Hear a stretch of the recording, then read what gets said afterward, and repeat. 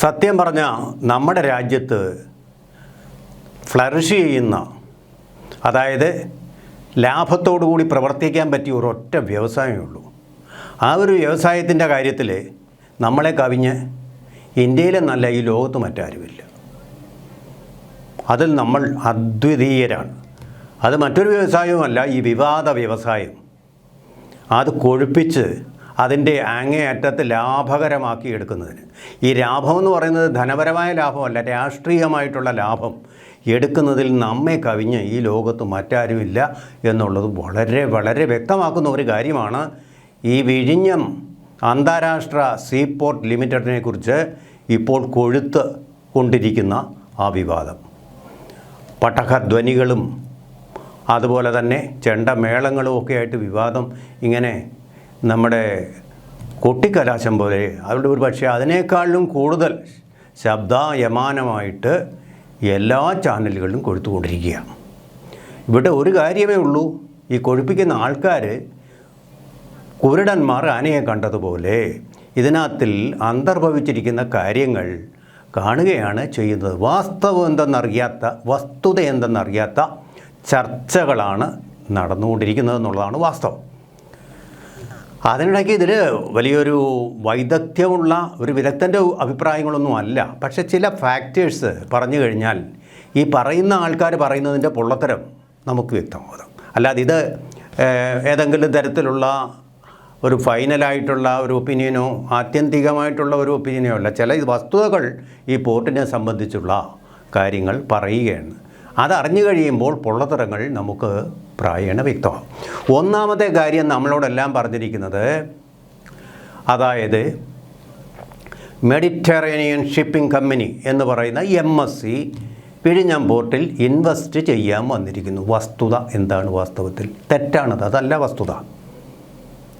വസ്തുത എന്ന് പറയുന്നത് ഇവിടെ ഇൻവെസ്റ്റ് ചെയ്യാൻ വരുന്നത്, അതായത് Adani ports and special economic zone എന്ന് പറയുന്ന ആ ഭാഗത്ത് ഇൻവെസ്റ്റ് ചെയ്യാൻ വരുന്നത് മുണ്ടി ലിമിറ്റഡ് എന്നുള്ള കമ്പനിയാണ്.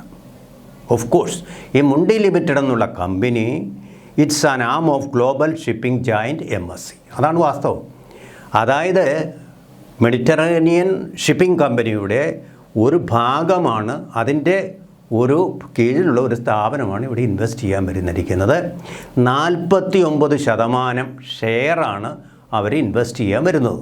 എന്ന് പറഞ്ഞാൽ അത്രയും ഷെയറാണ് അദാനി അങ്ങോട്ട് കൊടുക്കാൻ പോകുന്നത് എന്നുള്ളതാണ് വന്നിരിക്കുന്നത്.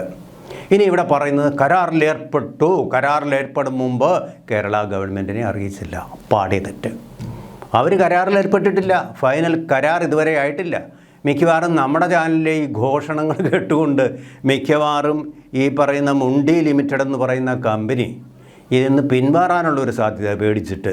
അങ്ങനെയാണല്ലോ പല വ്യവസായങ്ങളും നമുക്ക് നഷ്ടമായിട്ടുള്ളത്.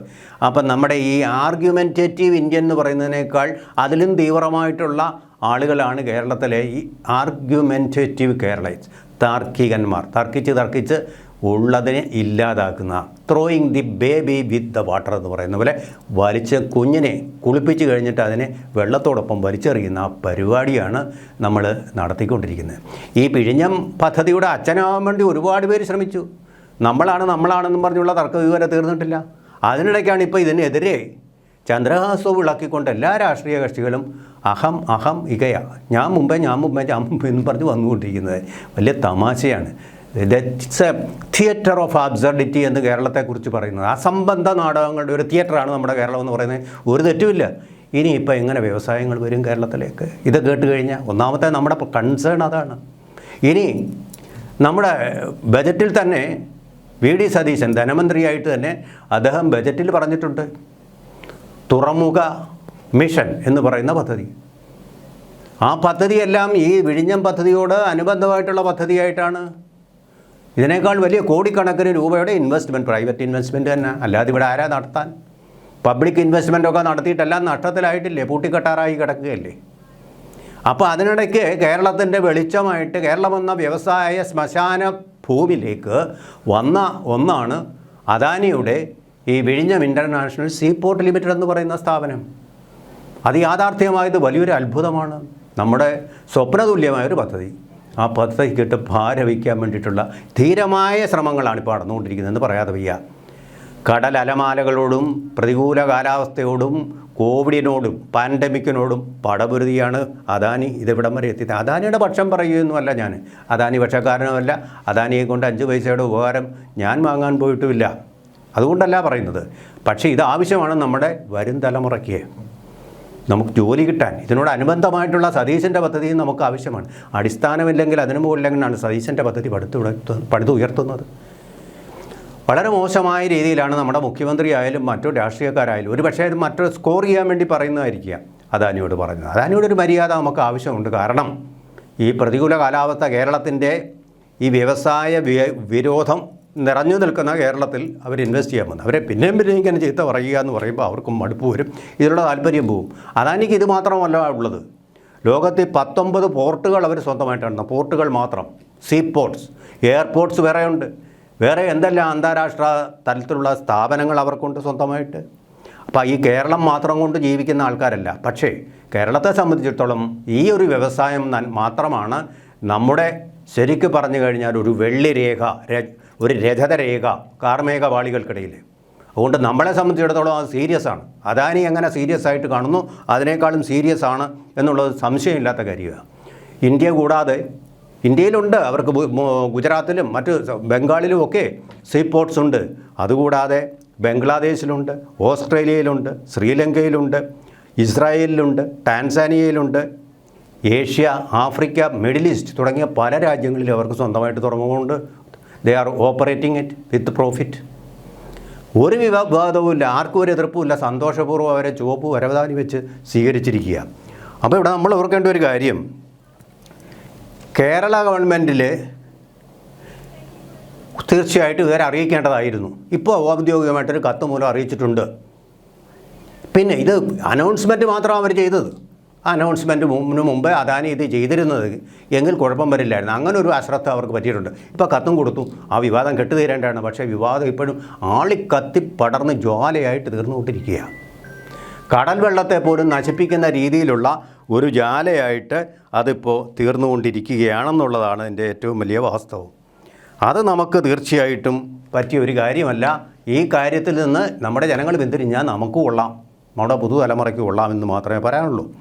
അതുപോലെ തന്നെ നമ്മൾ ഓർക്കേണ്ട ഒരു കാര്യം എന്ന് പറഞ്ഞാൽ, ഇത് ബിൽഡ് ആൻഡ് ഓപ്പറേറ്റ് എന്നുള്ള വ്യവസ്ഥയിൽ മാത്രമാണ് അദാനിക്ക് നമ്മൾ കൊടുത്തിരിക്കുന്നത്. നമുക്ക് പണമില്ലാത്തതുകൊണ്ട്, ഇൻവെസ്റ്റ് ചെയ്യാൻ പണമില്ലാത്തതുകൊണ്ട്. അതുകൊണ്ടാണ് സ്വകാര്യ വ്യവസായങ്ങൾക്ക് മാത്രമേ ഇങ്ങോട്ട് കടന്നു കയറി ഇവിടെ വ്യവസായത്തിൽ നിക്ഷേപം നടത്താൻ പറ്റൂ എന്ന് പറയുന്നത്. ഈ തുറമുഖ മിഷൻ പദ്ധതിക്കാണെങ്കിലും ശരി, അങ്ങനെയേ പറ്റൂ. അപ്പോൾ അങ്ങനെയുള്ളപ്പോൾ ഇത് നമ്മളിത് ഉണ്ടാക്കുന്നത് അപക്വമായിട്ടുള്ള ഒരു വിവാദമാണ്. ഒരാളാവാൻ വേണ്ടി, ചാനലിൽ കയറിയ ആളാവാൻ വേണ്ടി, മുഖം കാണിക്കാൻ വേണ്ടിയിട്ട് വിവരക്കേടുകൾ വിളിച്ചു പറയുന്ന ഒരു പരിപാടിയാണ് നടന്നുകൊണ്ടിരിക്കുന്നത് എന്നാണ് വസ്തുതകളുടെ വെളിച്ചത്തിൽ എനിക്ക് തോന്നുന്നത്. അതുകൊണ്ട് മാത്രമാണിത് ഞാൻ പറയുന്നത്. ഇത് PPP അടിസ്ഥാനത്തിലുള്ള ഒന്നാണ്. ഇൻവെസ്റ്റ്മെൻറ്റായിട്ട് വരാൻ പോകുന്നത് 13,000 കോടി രൂപയാണ്. അത് നിസ്സാരമായിട്ടുള്ളൊരു സംഭവമല്ല. അത് നമ്മളെ സംബന്ധിച്ചിടത്തോളം നമ്മളിങ്ങനെ ഇൻവെസ്റ്റ്മെൻറ്റ് സ്വീകരിക്കാൻ വേണ്ടി കൈ നീട്ടിയിരിക്കുക. അപ്പോൾ കിട്ടിയത് നമ്മൾ ഇല്ലാതാക്കുകയല്ല ചെയ്യേണ്ടത് രാഷ്ട്രീയ വിരോധത്തിൻ്റെ പേരിൽ.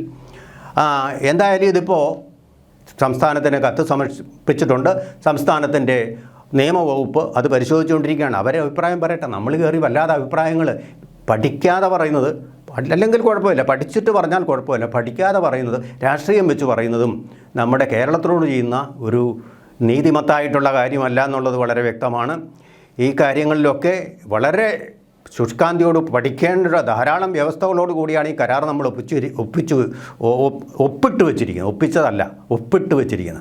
അതുകൊണ്ട് തന്നെ അത് വളരെ പഠിച്ച ശേഷം മാത്രമാണ് നമ്മൾ ഇതിനെക്കുറിച്ച് സംസാരിക്കേണ്ടതായിട്ട് ഉള്ളതെന്നാണ് എനിക്ക് തോന്നുന്നത്. ഇതൊരു ഹിന്ദു പത്രത്തിൽ വരെ ഇത് ഡൈവെസ്റ്റ്മെൻ്റ് ആണെന്ന് എഴുതിയിരിക്കുന്നു. അങ്ങനെയല്ല. ഇത് തുടർന്നുള്ള 2ാം ഘട്ടത്തിനും 3ാം ഘട്ടത്തിനുമുള്ള ഫണ്ട് എന്ന് പറയുന്നത് അദാനി പോർട്ട്സ് ലിമിറ്റഡ് കണ്ടെത്തണമെന്നുള്ളതാണ്. കേരള ഗവൺമെൻറ്റിൻ്റെ പൈസ ഇരിക്കുന്നു. അത് ഡൈവെസ്റ്റ്മെൻ്റ് അല്ല. ആ ഫണ്ട് സ്വീകരിക്കാൻ അവർ സ്വീകരിച്ച ഒരു മാർഗ്ഗമാണ് ഇവരെ കൊണ്ട് ഇൻവെസ്റ്റ് ചെയ്യിപ്പിക്കുക. അവരുടെ തന്ത്രവും മിടുക്കും ബുദ്ധിയും വ്യവസായികളുടെ തന്ത്രമാണത്. അതിലൊരു തെറ്റുമില്ല. ആ പണം അവർ കണ്ടെത്തുന്നില്ല. പക്ഷേ ഇവിടെ വേറൊരു കാര്യമുണ്ട്. കേരള ഗവൺമെൻറ്റിനെ മാത്രം അറിയിച്ചാൽ പോരാ.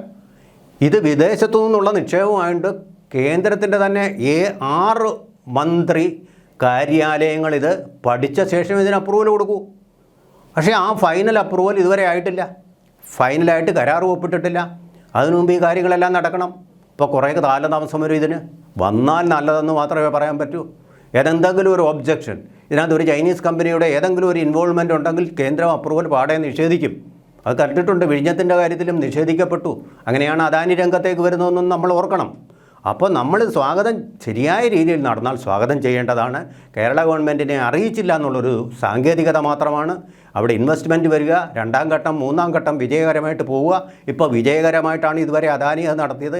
അദാനി ആ വ്യവസായ പാരമ്പര്യവും ഉള്ളത് കൊണ്ട് മാത്രമാണ് അവർക്കത് കഴിഞ്ഞിട്ടുള്ളത്.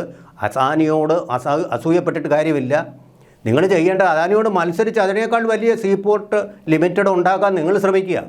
അതാണ് വേണ്ടത്. അതിനുള്ള അന്തരീക്ഷമാണ് ഗവൺമെൻറ്. അങ്ങനെ നിങ്ങളെ സ്വാഗതം ചെയ്യാൻ വേണ്ടിയിട്ടുള്ള ഒരു ഇക്കോ സിസ്റ്റം ആണ് ഇന്ത്യയും കേരളവും ഒക്കെ നടപ്പാക്കിക്കൊണ്ടിരിക്കുന്നതെന്നാണ് അവർ പറയുന്നത്. ആർക്കും ഇതുപോലെ വ്യവസായിയാവാം.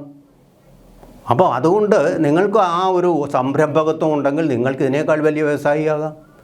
അപ്പോൾ സംരംഭകത്വം വേണം ഇതിന്. ഈ സംരംഭകത്വം കൊണ്ട് വ്യവസായമായി തീരുമ്പോൾ അസൂയ കൊണ്ട് അദ്ദേഹത്തിനെ അട്ടിമറിക്കാൻ ശ്രമിച്ചാൽ അത് നമ്മുടെ കൈയാണ് പൊള്ളിക്കുന്നത് എന്നുള്ളൊരു ബോധത്തോടു കൂടി ഈ കാര്യങ്ങളെ പക്വതയോടുകൂടി സമീപിക്കണം എന്ന് മാത്രമാണ് ഈ ചുരുങ്ങിയ പരിമിതമായ സമയത്തിനുള്ളിൽ പറയാൻ കഴിയുന്നത്. ഒരുപാടും ഇതിനെക്കുറിച്ചുള്ള വിശദാംശങ്ങൾ ധാരാളമുണ്ട്.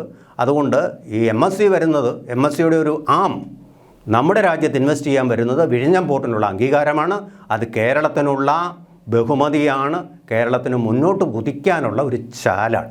ആ ചാല് കയറുമ്പോൾ അത് തടസ്സപ്പെടുത്താൻ ശ്രമിക്കുന്നത് ഭംഗിയല്ല. പഠിച്ചിട്ട് കാര്യങ്ങൾ മനസ്സിലാക്കിയിട്ട് പറയൂ. രാഷ്ട്രീയമല്ല ഇവിടെ വേണ്ടത്, വിവേചന ബുദ്ധിയാണെന്ന് പറയാൻ മാത്രമാണ് ഈ ഒരു വീഡിയോ.